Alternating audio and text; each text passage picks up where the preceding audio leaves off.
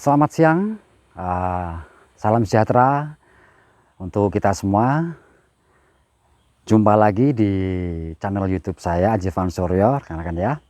Kali ini kita akan explore lagi petilasan-petilasan dari leluhur. Nah, salah satunya itu petilasan dari Kanjeng Sunan Kalijogo yang berada di wilayah Gunung Pati, ya, tepatnya di Desa Kalialang, Sukorejo, Gunung Pati. Nah, coba lihat ini rekan-rekan, ini salah satu peninggalan sendang gayamnya yang cirinya itu di sini ada pohon gayam ya. Sangat besar nih pohonnya. Pohon gayam ya. Oke, kita langsung lanjut aja ke melihat dari dalam untuk lebih jelasnya lagi. Ini rekan-rekan ya.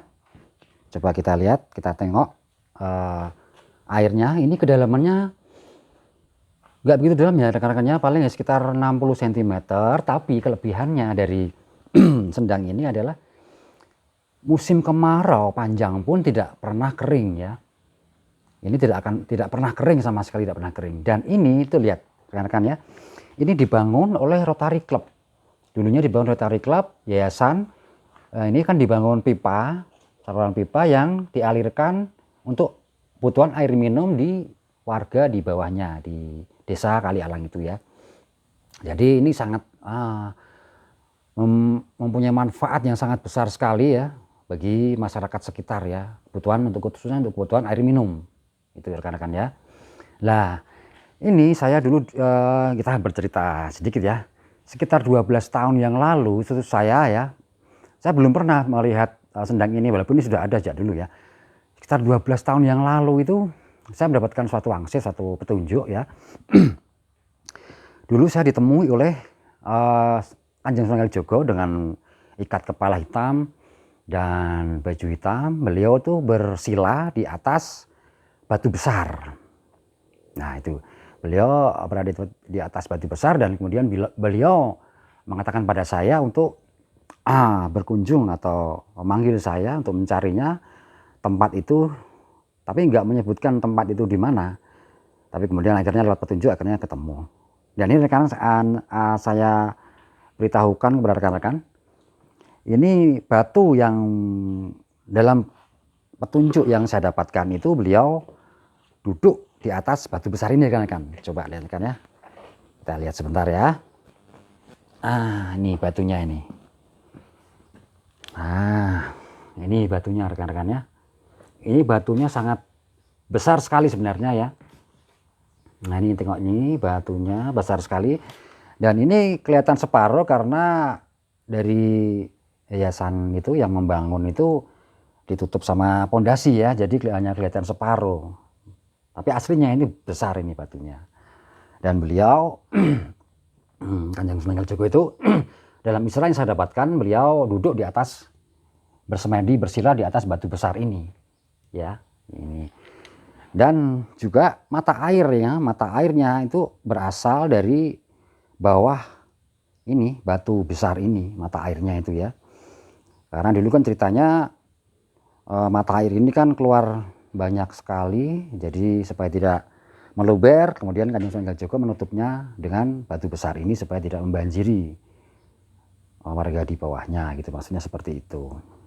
Nah ini sebenarnya besar ya, sebenarnya agak besar, cuman dibangunnya di pondasi separuh gitu ya. Dan coba lihat itu rekan-rekannya, itu pohon yang umurnya sudah ratusan tahun itu kan. Itu pohon gayam yang usianya sudah sangat tua sekali, ratusan tahun. Dan rekan-rekan ini juga dijaga rekan-rekan ya, penunggunya oleh sosok harimau ya, loreng ya, macan ya. Yang tadi juga saya sudah, sebelum masuk saya juga sudah salam untuk minta izin kepada penunggunya di sini. Dan sempat juga saya mendengar suara auman tadi pas pertama kali saya masuk di sini. Tapi kita sudah mendapatkan izin untuk kita mengulas ya petilasan dari Kanjeng Sunan Kalijogo ini.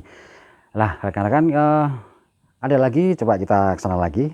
Tempat ini itu dikeramatkan ya rekan-rekannya oleh masyarakat sekitar, karena ini salah satu peninggalan yang keramat yang dikeramatkan oleh warga sekitar dan juga oleh masyarakat Semarang ya. Dulu juga pernah ada mantan wali kota yang juga sesirih ya, setiap malam Jumat Kliwon bertirakat di sini setiap malam Jumat Kliwon atau Suro ya, ada pas waktu Suro. Ini juga terlihat bekas dupa-dupa dari masyarakat sekitar yang atau penduduk dari luar daerah sini yang bersamadi atau bersesirih tirakat di sini ya, di petilasan dari Kanjeng Sunan Kalijogo ini. Ini airnya mengandung mineral ya, rekan-rekannya sangat sehat sekali untuk tubuh. Karena saya sudah mencobanya untuk minum tadi dan sangat enak sekali di tubuh, itu seger gitu ya. Rasanya tuh macles gitu, rasanya tuh seger enak gitu ya. Dan ini sejarahnya, sejarah dari dulu kenapa Kanjeng Sunan Kalijogo itu membuat mata air ini, kan membuat Kanjeng Sunan Kalijogo ya dulu ya. Ceritanya itu dulu beliau, sambil ke sana yuk, sambil ke sana.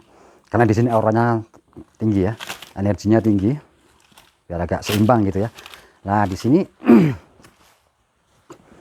dulu saya bercerita ya, dulu itu dalam perjalanan Kanjeng Sunan Kalijogo pas jadi di wilayah Gunung Pati ini, beliau kan juga sebagai pamomong dari masyarakat Jawa. Jadi beliau berkeliling di daerah sini Gunung Pati, termasuk juga Mijen. Jadi sangat banyak ya petilasan-petilasan dari Kanjeng Sunan Kalijogo, baik itu yang sudah dikenal maupun yang belum. Jadi salah satunya yang dikenal itu adalah ini.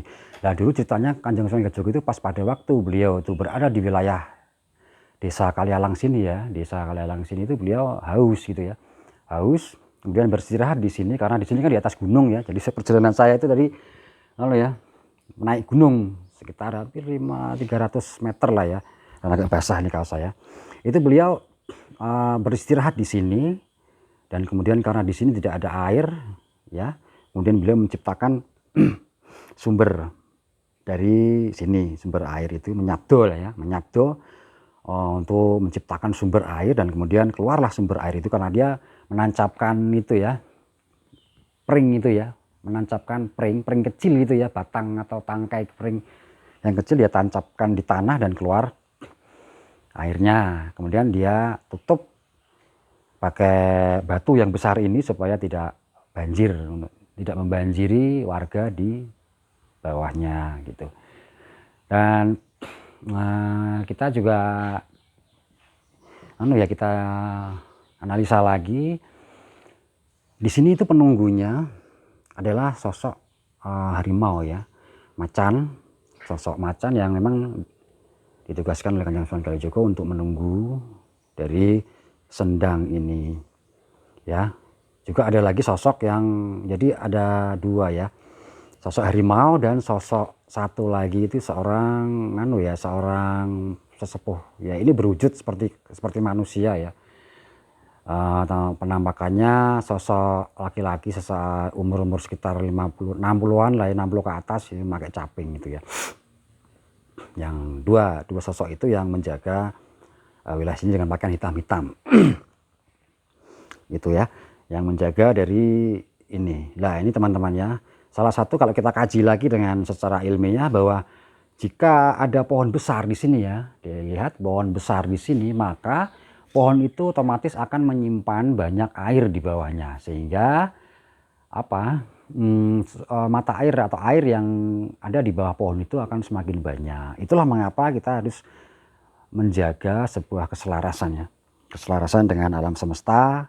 Jangan sampai kita menebang pohon sembarangan ataupun asal kita nebang, karena sebenarnya bahwa pohon itu adalah menyimpan air. Ingat bahwa air itu adalah sumber panguripan ya, banyu panguripan. Itu yang perlu kita ingat. Nah, kemudian kita ke sana lagi ya, kita coba untuk ke sana karena saya merasakan ada energi tinggi ya di sebelah sana gitu. Ada sebuah energi yang tinggi di sebelah sini. Ya, di sini saya merasakannya. Ini ada beberapa orang yang melakukan ritual-ritual di sini. Ya, ritual di sini dengan bakar dupa dan sebagainya ya. keyakinan mereka seperti itu. Ya setidaknya untuk menyelaraskan ya. Di sini energinya sangat tinggi ya teman-teman ya. Di sini energinya tingginya di sini ya, energinya tinggi. Terutama di sini ya, terutama di sini area sini. Di sini. Ini tinggi ya rekan-rekannya, dan ada nggak saya sebutkan ya. Pokoknya ini tinggi.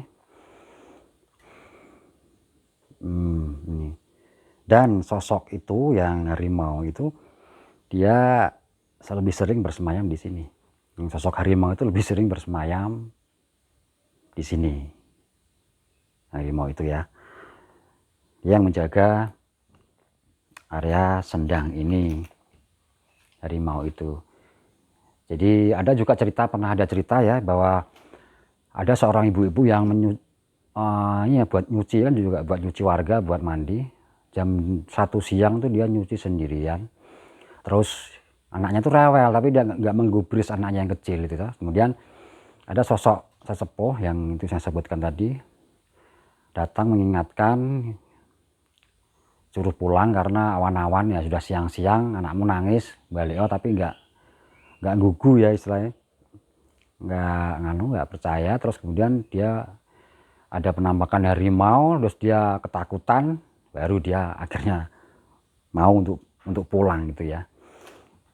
Nah, ini rekan-rekan, dari sini ini energi di sini memang saya rasakan yang paling besar di sini ya. Yang saya rasakan di sini dan di batu yang besar itu, karena beliau Kanjeng Sunan Kalijaga itu yang pernah menampakkan dalam wangsit, dalam isyarat saya itu, beliau bersila di atas batu besar itu dengan memakai ikat hitam dan baju hitam-hitam. Beliau menampakkannya di situ. Ya teman-teman, jadi ini salah satu sendang yang keramat, yang dikeramatkan dan termasuk dirawat juga ya oleh warga sekitarnya, juga terawat ya, tidak begitu kotor ya, dan masih digunakan juga oleh masyarakat untuk kebutuhan air minum, untuk mandi, nyuci dan sebagainya. Itu ya rekan-rekan.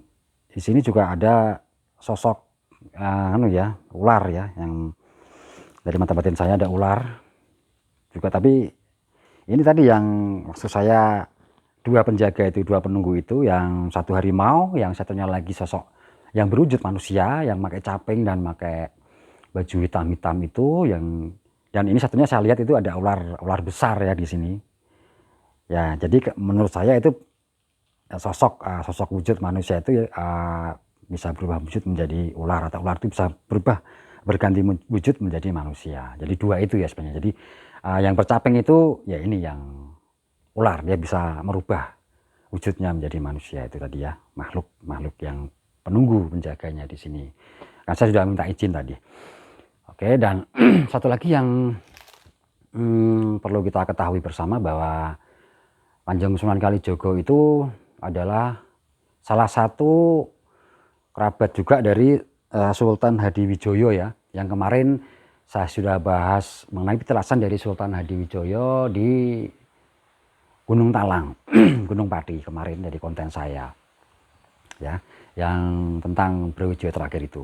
Jadi ada hubungan darah ya di situ. Jadi Sultan Hadiwijoyo itu dibimbing oleh Kanjeng Sunan Kalijaga juga sebagai pamomongnya gitu loh ya.